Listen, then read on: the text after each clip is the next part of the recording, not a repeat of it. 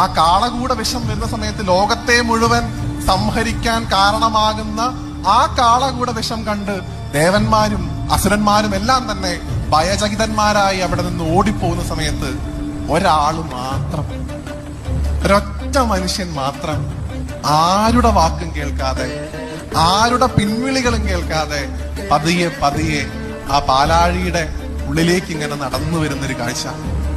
ആ പാലാഴിയുടെ ഉള്ളിലേക്ക് നടന്നു വന്ന അദ്ദേഹം തന്റെ 2 കൈക്കൊമ്പിളും ചേർത്ത് പിടിച്ചുകൊണ്ട് ആ മുഴുവൻ കാളകൂട വിഷത്തെയും ചിരിച്ചുകൊണ്ട് കുടിക്കുന്ന ഒരു മനുഷ്യൻ. ആരാണ്?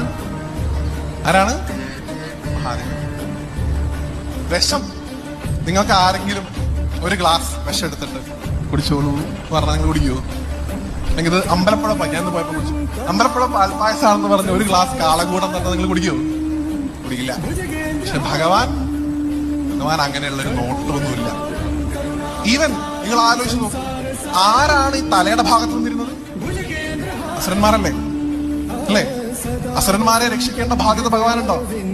പക്ഷെ ഈ പറഞ്ഞതുപോലെ ഒരു പക്ഷാഭേദവും കാട്ടാത്ത ഒരാളാണ് ഭഗവാൻ.